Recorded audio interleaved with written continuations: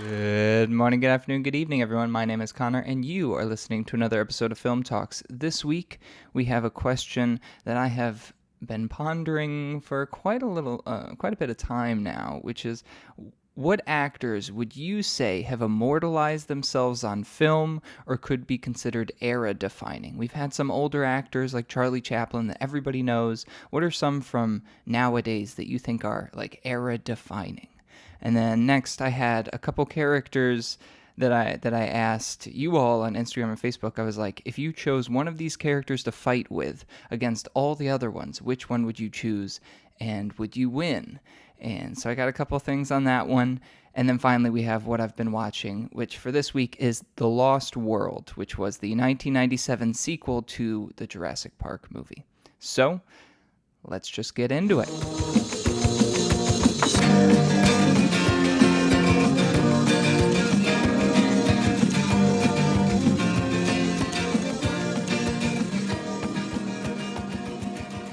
First off, we have the question: what actors would you say have immortalized themselves on film or could be considered era defining? I do think I need to explain this question just a little bit because I can see where like my wording is a little bad. I tried my best, but I was just thinking like Clint Eastwood or Charlie Chaplin, like these guys from the past that are instantly recognizable. That you're like, the cowboy genre. Clint Eastwood, that's what a lot of people think of. Charlie Chaplin, just early film in general, and the crazy things he was able to do. And then as you're able to push forward, are you thinking maybe Meryl Streep is a part of an era? I definitely think like Arnold Schwarzenegger, Sylvester Stallone, like that era, like they definitely had a part to play. What is like the modern day, like 2000s, who's that guy? Is it Will Smith, which which I talk about, I feel like constantly on this podcast? Is it Tom Cruise? Maybe even, and I'm throwing this one out, maybe Jackie Chan is a big era definer, or a guy who's just immortalized themselves on film. I would be very surprised because to hear that he hasn't aged over time and people don't recognize him in 30, 40 years when he's gone. Just because of how he's been able to influence film. Like, Clint Eastwood, I feel like because he was the guy for so long that, he's recognizable. And he kind of, I don't know if you could say he changed film, but he definitely played a role in popularizing it, or else, his movies wouldn't have been so famous. Same thing with Charlie Chaplin. I think Charlie Chaplin was definitely an influencer.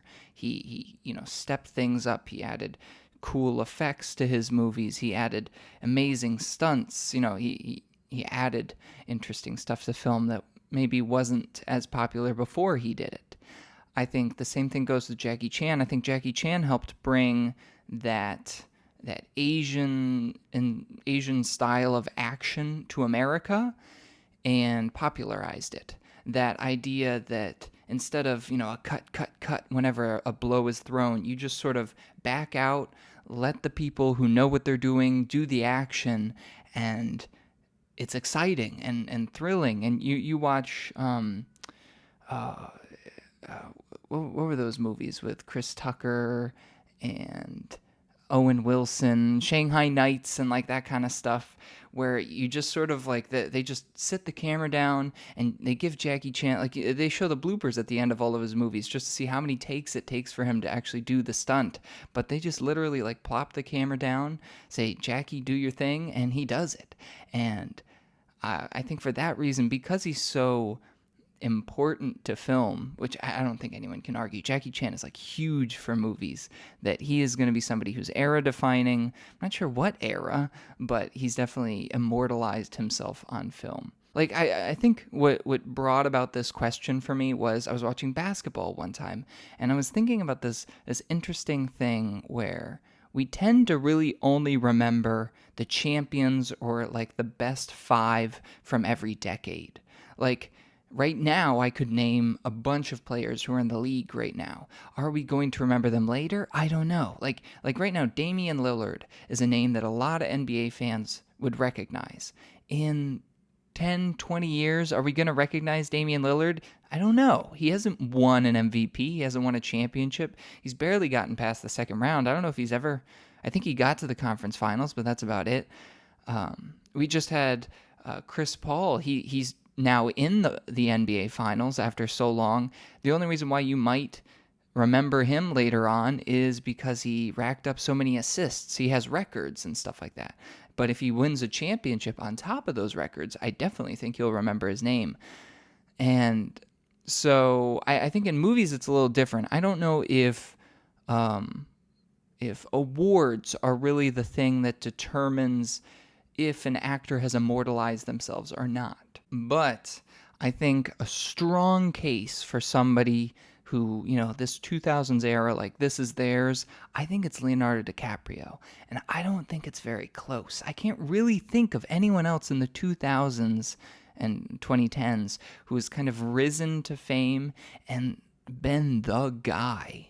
Like, again, maybe Brad Pitt, but Tom Cruise in the 2000s, 2010s, he's kind of been on the downswing. He's kind of just been relying on these franchises. He's just been around for so long. But Leonardo DiCaprio is on fire. He's had so many good movies. You might bring up like somebody like Matt Damon. Maybe Samuel L. Jackson. I think, he's one of those older guys again who, he isn't exclusively to the 2000s and 2010s, but because of the Avengers, because of he's just so, because of all the Quentin Tarantino movies he's been in, I feel like he's constantly in the limelight. Same thing with Denzel Washington, like those kind of guys. But Leonardo DiCaprio is so interesting to me because he's able to be the artistic guy and he's able to be the blockbuster guy. He was in the Inception movie, and then he's able to be in Once Upon a Time in Hollywood, the Quentin Tarantino movie. He was in, what was that one where he's Shutter Island, in the insane asylum, which is definitely an art house movie. His relationship with Martin Scorsese has definitely helped him, where he's been able to do Wolf of Wall Street, The Departed. So I honestly think if we're talking about this era of 2000s, 2010s, again, what is an era? I don't even know. I'm just using words that I think I understand. I think I'm going to have to go with Leonardo DiCaprio because of just how many roles he's able to been in, how successful those roles have been. And ironically, he hasn't won a lot of awards. I think the only one he won was, what did he win an award for? He won an award for The Revenant. The Revenant, that was the movie. So he did win an Oscar, but it took forever, and it got to the point, right, where everybody was like, when is he ever going to win? Is he ever going to win an Oscar? And for that reason, I don't think an Oscar is the tell-all of if somebody was successful. Like, Daniel Day-Lewis has won a lot of Oscars, and he's an amazing actor. I know people will probably fight me on this. Maybe they'll say, oh, he's a weird guy and all that. I don't think that matters. He is so good at acting, but I don't think he's going to be era-defining or remembered for very long just because he was so selective with the movies he was in. The good part of that is he wasn't in a lot of bad movies. He was always on top. But the bad part is if you're only in like 5 or 6 movies, the audience that is able to see you in action is smaller. Whereas Leonardo DiCaprio is in tons of movies. He was even in one with Daniel Day-Lewis with the Gangs of New York movie. He was in the Aviator movie. He's in so much. I don't think I realized just how much Leonardo DiCaprio is in and how effective he is in those roles. So yeah, I'd love to hear what you guys have to say in the comments. Do you think Leonardo DiCaprio is the guy of this era? If not, who do you think it is? So yeah, the next one I wanted to talk about was my little competition that I had going on, and I figured that a lot of people were going to have a lot to say about this one. So the question was, I gave one, two, three. I gave 6 characters, and I was like, of these 6 characters, you can pick one of them to fight with you against the other characters that you didn't pick, and are you going to win the fight with that person? And obviously, you're going to pick the person you think gives you the best shot. So the options were Drogon from Game of Thrones, the big, big dragon, Daenerys' child. And then you have Dumbledore from Harry Potter. You have Davy Jones from Pirates of the Caribbean, Optimus Prime from Transformers, Sunny, the robot from iRobot, who is, I guess, special because he doesn't have the built-in rules that define his life. He's kind of a free will robot. And then we have Darth Vader from Star Wars. And at first, I had a lot of. Here was the interesting one. I had a lot of people questioning why Davy Jones is even on the list. Because what is he? He's just a tentacle monster who can't walk on land. He has a kraken, and that's basically, he has a sword. What else? What's he gonna do against all these other like pretty powerful people? And here's my thing: Davy Jones can't die unless you find his heart, right? So I feel like that was interesting for me. Like, most of these people are not immortal. Actually, none of these people are immortal. But Davy Jones is the most immortal out of the bunch. You have to find his heart to kill him. And if you kill him, then you become him.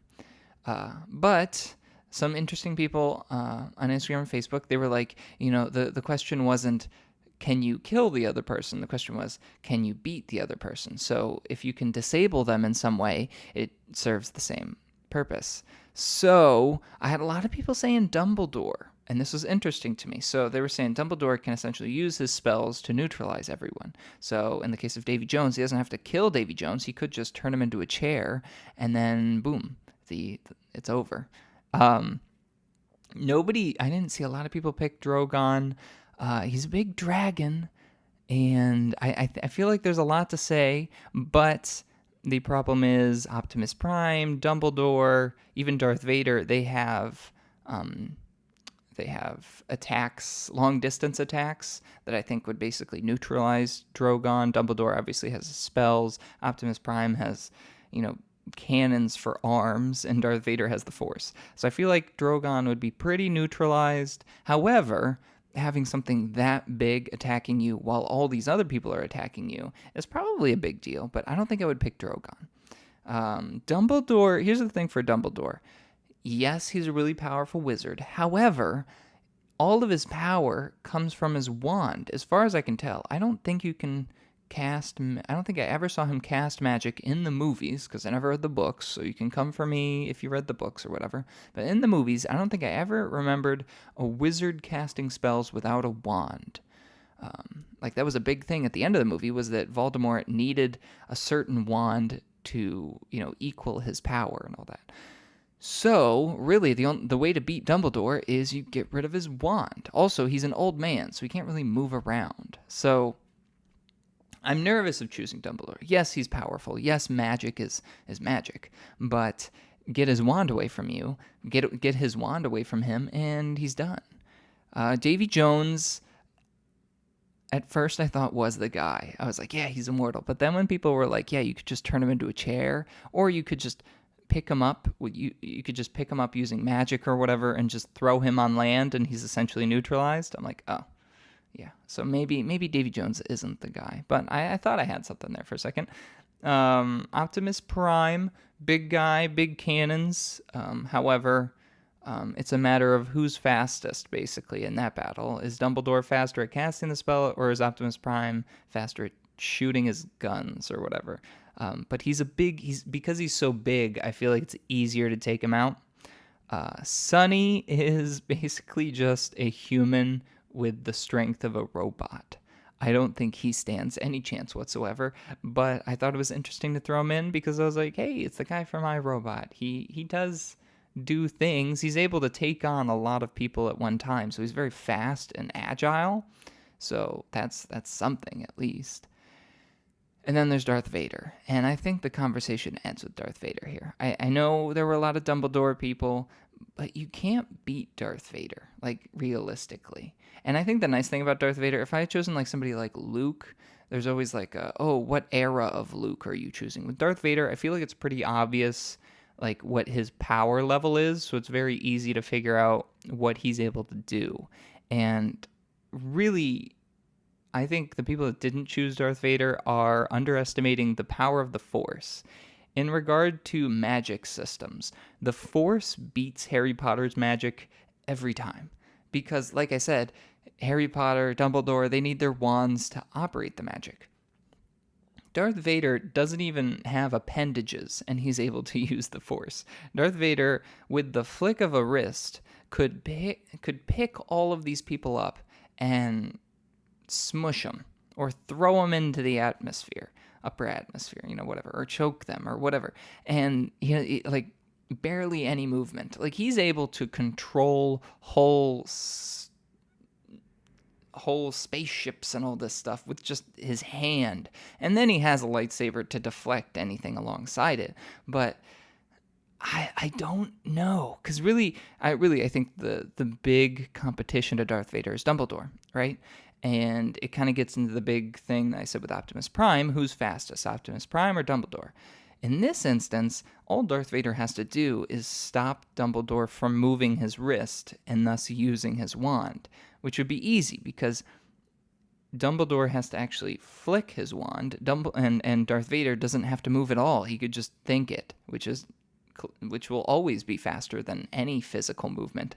I think Darth Vader wins this 10 times out of 10. I don't think anybody else has a shot. So I'm still looking at the Instagram and Facebook, and I'll come back with the results.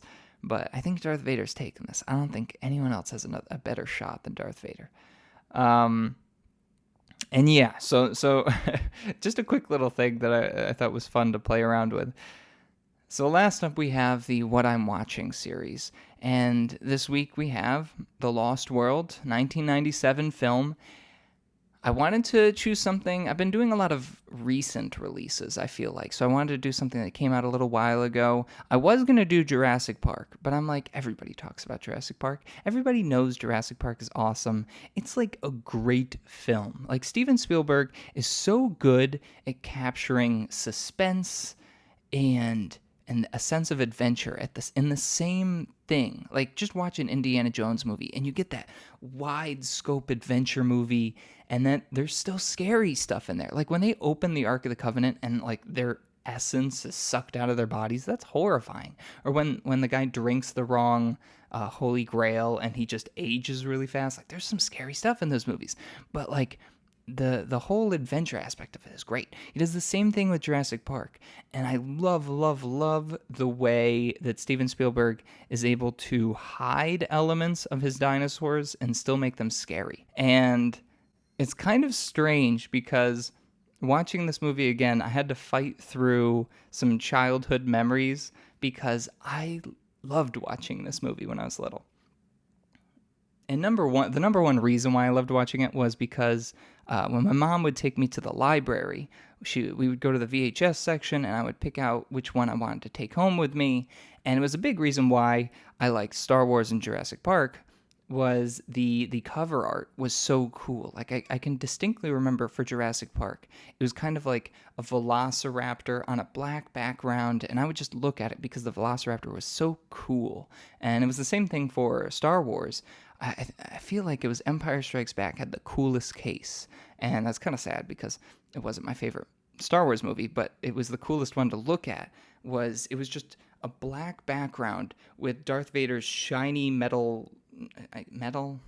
shiny helmet that was like black but contrasting with a solid background, and it was just cool VHS covers, and so I would take them home and watch them all the time. So it was the same thing with The Lost World. I loved the cover, so I kept bringing it home, and I like dinosaurs. I wanted to be a T-Rex for so dang long until I couldn't be a T-Rex, which was sad. So let me start off.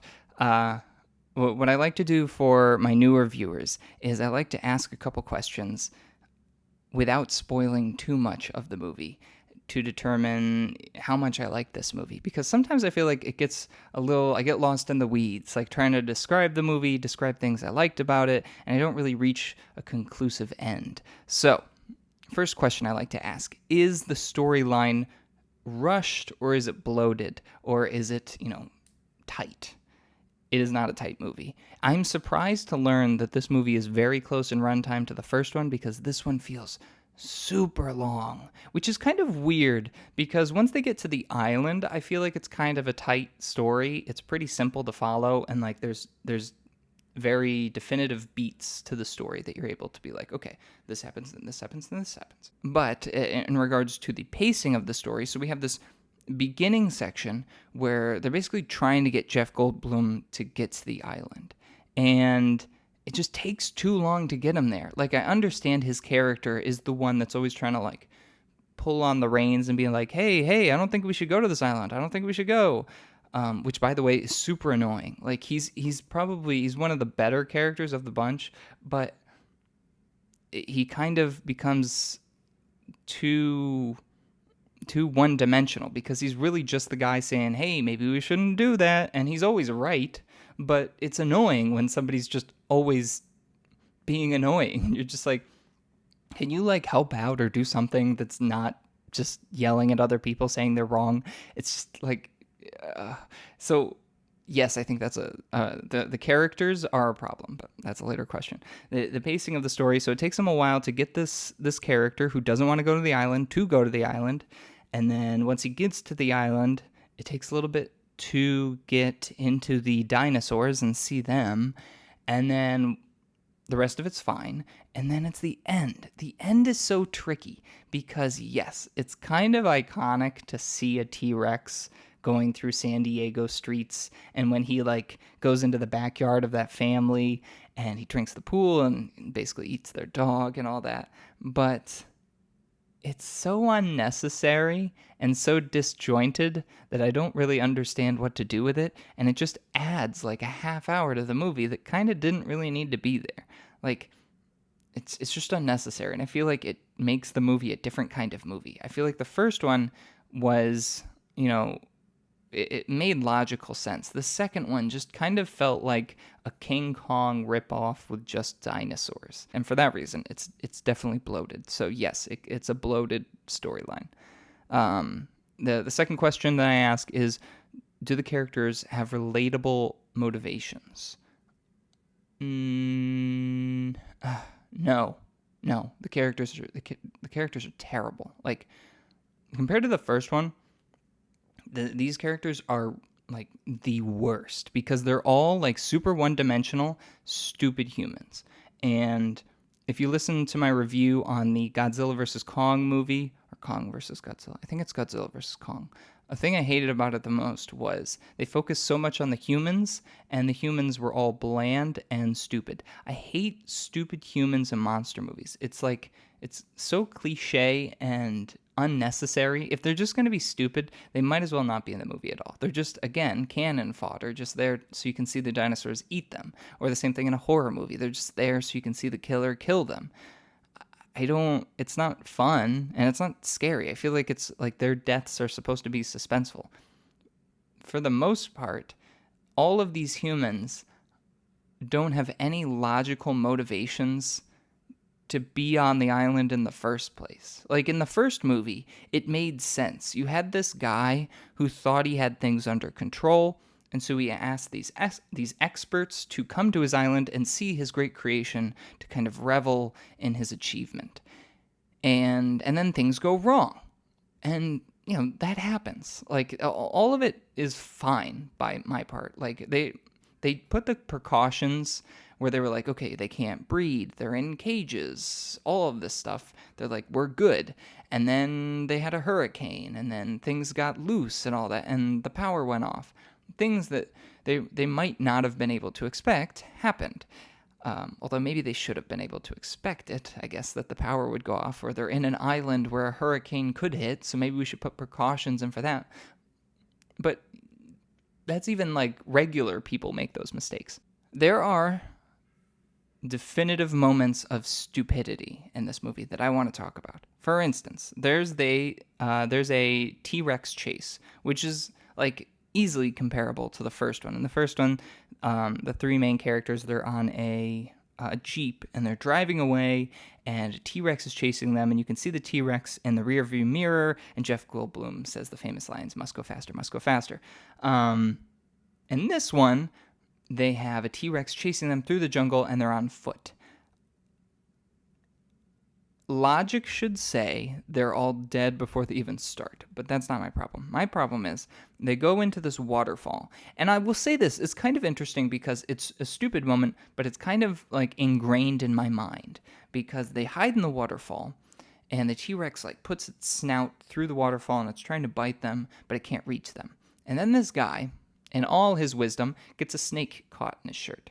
Now, I'm afraid of spiders. However, if I have a big lion or a tiger in front of me, and if I take a step forward, it will kill me, and a spider is crawling up my leg, I don't care what the spider does, I'm not taking a step forward.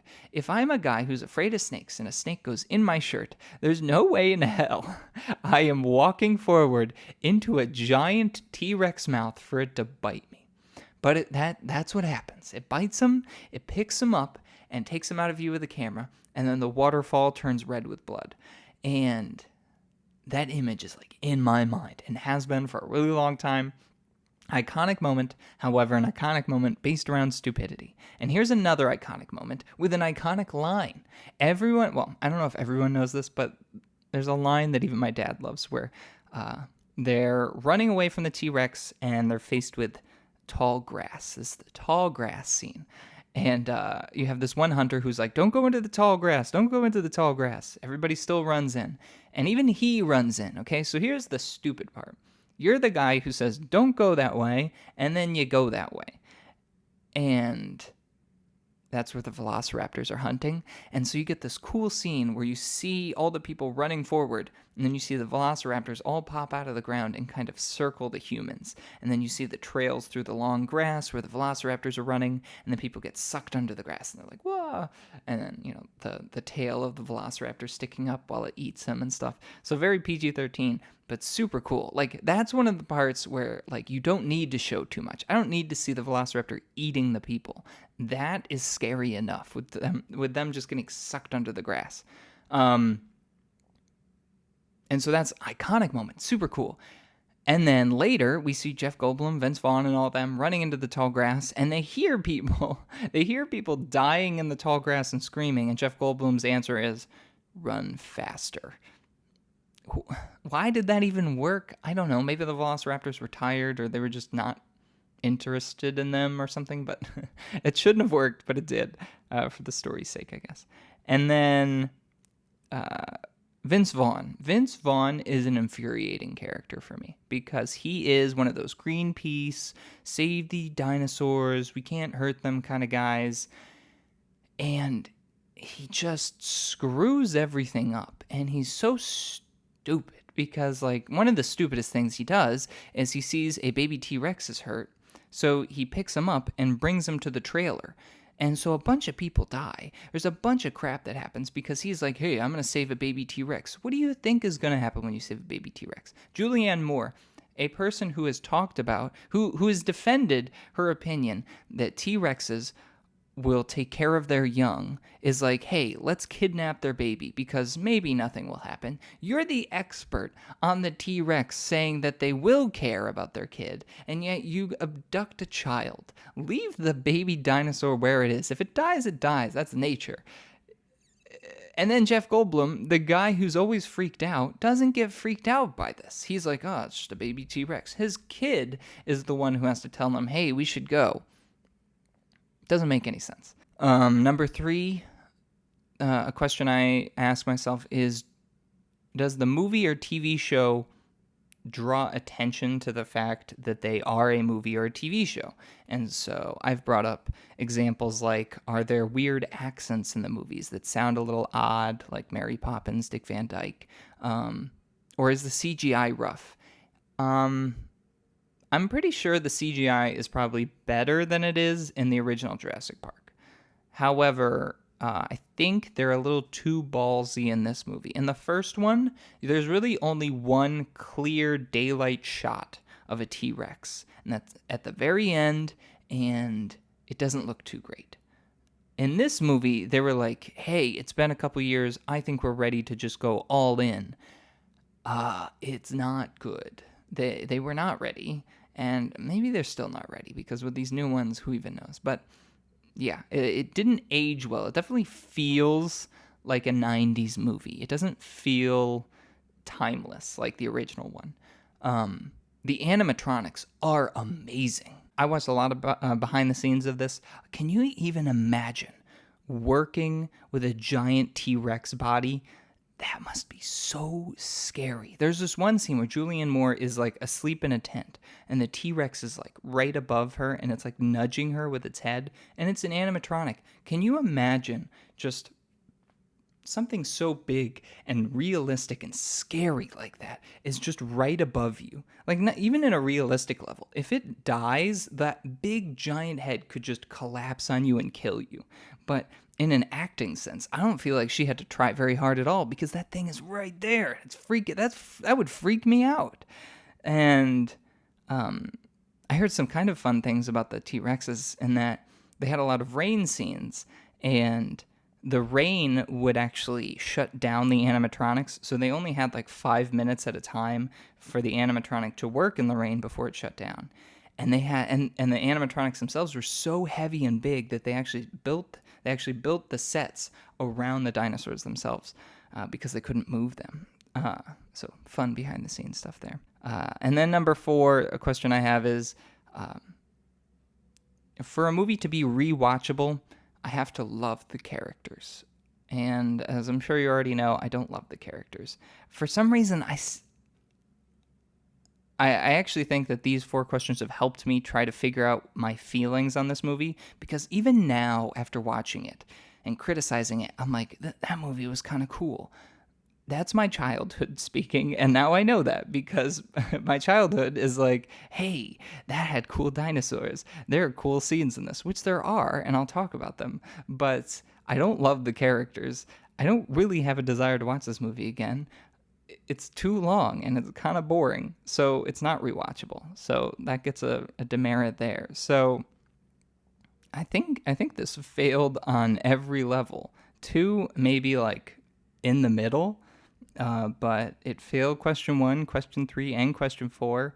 So I don't think I recommend this movie, which is probably a first. But if you like Jurassic Park, it definitely only gets worse from this one, but it's not the worst. I feel like there are worse Jurassic Parks than this one. I think maybe the coolest scene in the movie is the RV scene, where the T-Rexes come in and they bite that guy, and they split him in half, and they're like throwing him in the air and all that. And Jeff Goldblum and Julianne Moore and Vince Vaughn are stuck in the RV, and it's, falling off the side of a cliff because the T-Rex has pushed it off.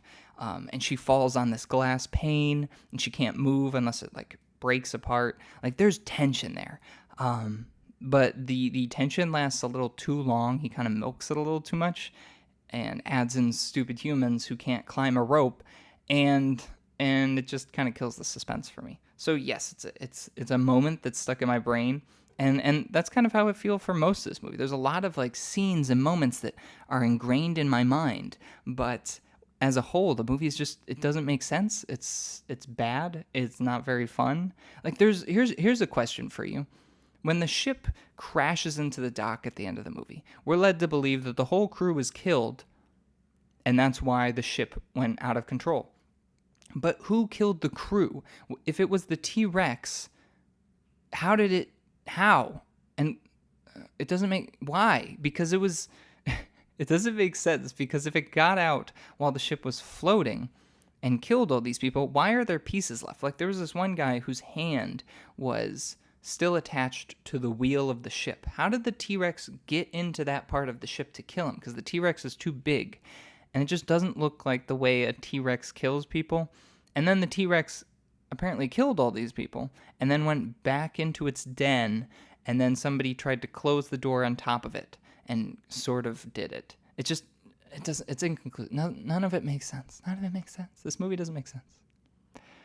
So, do I recommend The Lost World? No. Do I recommend you watch some scenes on YouTube? Yeah, it's fun. There's some fun parts. But as a whole, this movie is not worth watching.